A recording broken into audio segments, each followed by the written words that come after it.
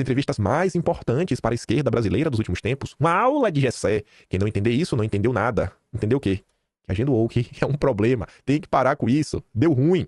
Volta que deu errado. Volta que deu errado. Boulos pagou o preço da esquerda legal, que discute gênero e raça e deixou pobres na direita. Crítico do protagonismo das pautas identitárias. Sociólogo disse que um progressista terá que lutar para reconquistar o eleitor pobre. Ali, né?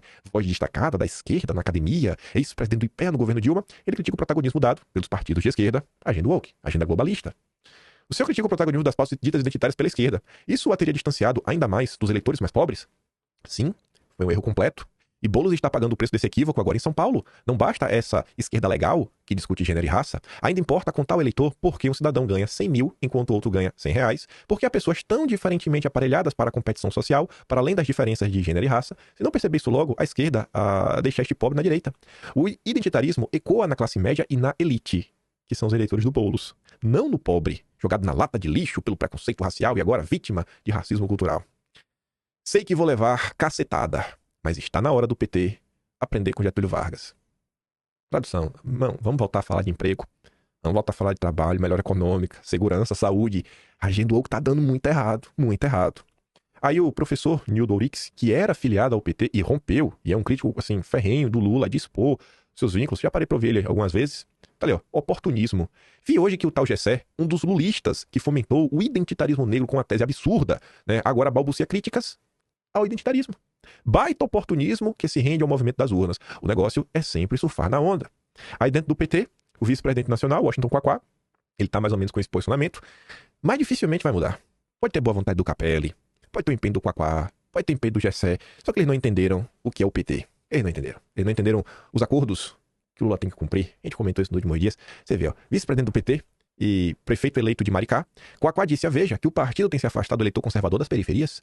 O PT tem virado um partido que discute menos as questões econômicas e sociais, menos as questões da luta de classe e discute mais comportamento. Tradução. Agenda identitária. Tem virado um partido com temática de classe média e tem dificuldade de entrar no povão mais pobre, das periferias e que tem comportamento mais conservador na sociedade brasileira. A Gringa Brasília fala: parabéns ao vice-presidente nacional do PT, o Quaquá, por ter dito algo que poucos têm coragem. O PT hoje não pauta mais questões econômicas e luta de classes. O alarme deveria ter sido acionado quando Lula subiu a rampa com o circo woke do Jorge Soros e disse que justiça climática era a prioridade.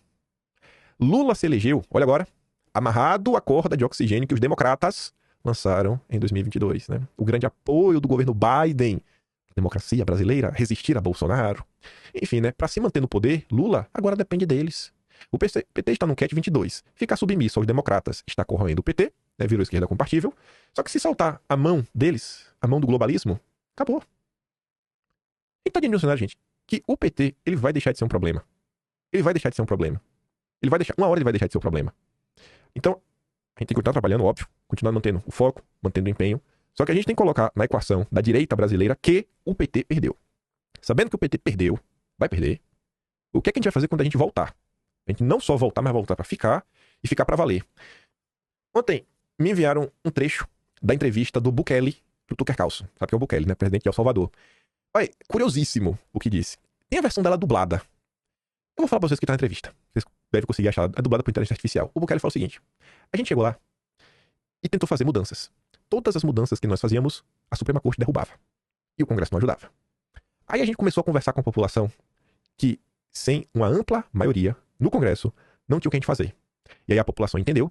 E aí você precisava lá de um quórum, eu não lembro qual o tamanho exato, um quórum qualificado, 2 terços. Tinha que ter 2 terços pra gente poder até fazer algumas coisas, afastar algumas pessoas, até do Poder Judiciário.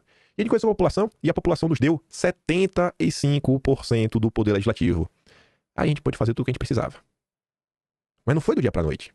O que aconteceu em El Salvador não foi do dia pra noite. E só aconteceu por conta de uma maioria legislativa.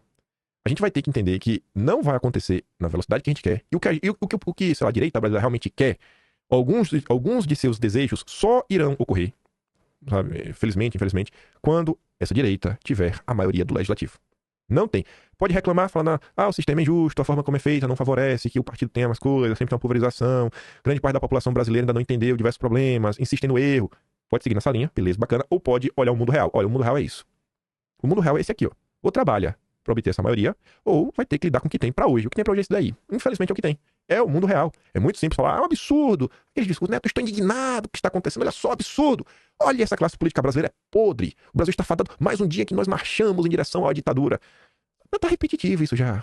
Tá repetitivo, todo mundo já sabe dessa história.